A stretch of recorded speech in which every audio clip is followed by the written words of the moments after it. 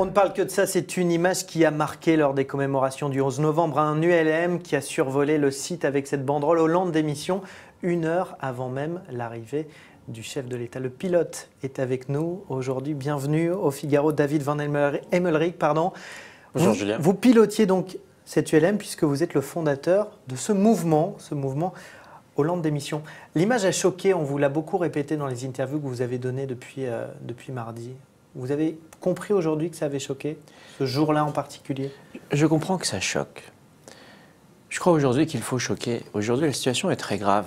Et ce qui choque les Français jour après jour, c'est le mensonge érigé comme méthode de gouvernement. C'est important de choquer. C'est important de réveiller les consciences.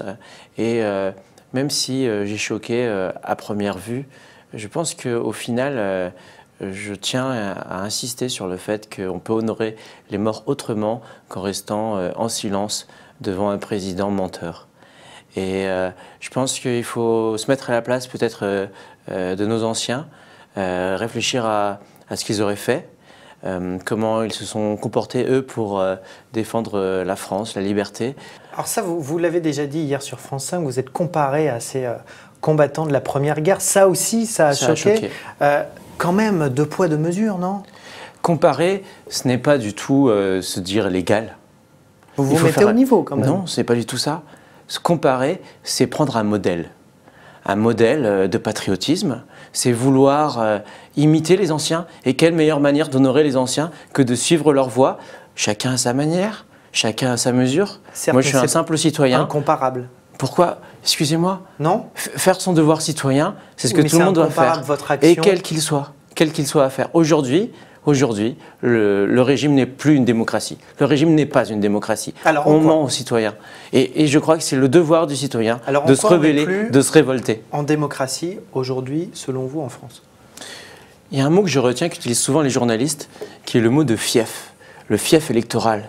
La classe politique conquiert des fiefs, s'attribue des fiefs au sein des partis. Et ensuite, ces hommes politiques, entre eux, se cooptent pour savoir quel sera le candidat. Et quand est-ce que les électeurs ont un contrôle? Ils votent quand même, ils ne truquent pas les élections, ces gens qui ont des fiefs. Il y a des élections dans tous les régimes du monde. D'accord, mais de là à dire qu'on n'est pas en démocratie, il y a quand même un gap. Il y en a des opposants aujourd'hui à François Hollande. Oui, d'ailleurs, je cite souvent que M. Mélenchon exige une 6e République, qu'il demande le référendum révocatoire et un certain nombre de techniques à mettre en place qui permettraient à une République de devenir vraiment une démocratie. Et ça passe par forcément la démission de François Hollande aujourd'hui? On ne peut pas faire bouger les choses, il pourrait être très courageux, très honnête et patriote et choisir lui-même de mener une vraie réforme constitutionnelle et non pas une réforme territoriale qui ne fait rien avancer. En même temps. Dans son programme, ce n'était pas le programme de Mélenchon. Il ne nous a pas promis une 6e République. Je ne pense pas qu'il ait été élu pour son programme, encore une fois. Et ceux qui ont voté pour son programme il a été élu légalement, c'est ça en fait. Il a été élu légalement, mais est-ce que les lois et la Constitution actuellement forment une démocratie? Je ne crois pas. Je rassure, mon objectif est que la révolution se passe le plus pacifiquement possible. C'est difficile ça, vous pouvez le dire, mais si demain il y a une révolution, à partir du moment vous aurez du mal à contenir. À partir du moment où on changera de constitution, on pourra parler de révolution. Et il y a une voie parlementaire pour arriver à cette révolution. Il y a une voie entièrement pacifique qui passe par utiliser les référendums. M. Sarkozy a introduit en 2009 le référendum d'initiative partagée et il suffit d'un 5e des parlementaires pour déclencher cette procédure. Et par une succession de référendums, on pourrait entièrement modifier le paysage politique. Vous avez 34 ans, vous êtes polytechnicien, vous avez décidé de mettre toute votre vie sur pause pour vous consacrer à ce combat, on peut appeler ça un combat. J'imagine que ça coûte de l'argent.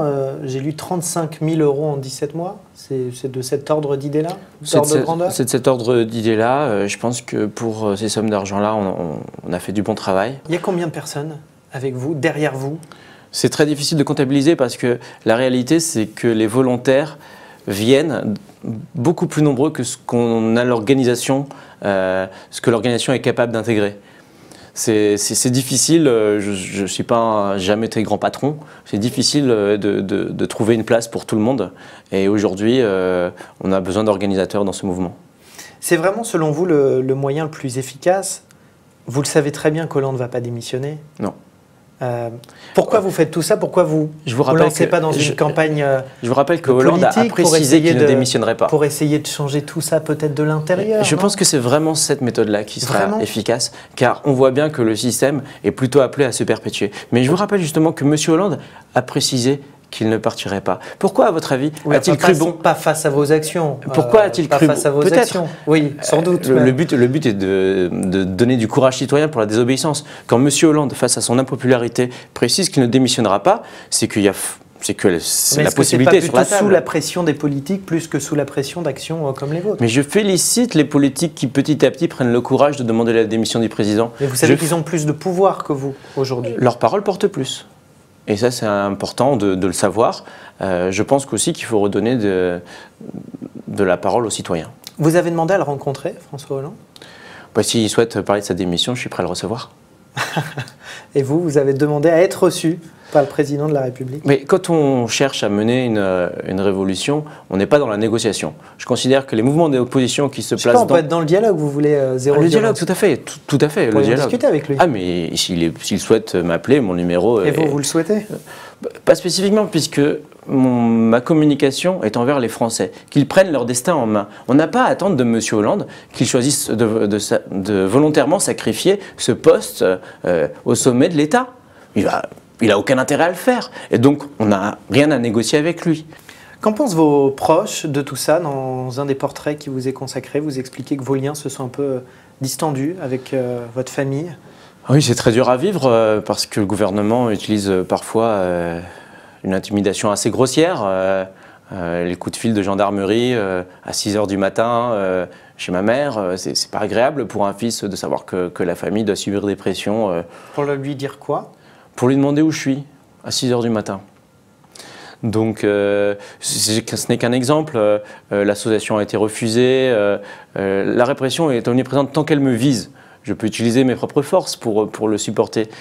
Mais la crainte est toujours qu'il y ait un débordement, un déplacement de cette répression vers mes proches. Et mes proches, eux, vivent mal le fait de s'inquiéter pour moi. Ils vous disent quoi de tout ce que vous faites, là, de l'argent que vous dépensez là-dedans? Globalement, sur ceux que je fréquente le plus, il y a quand même un soutien.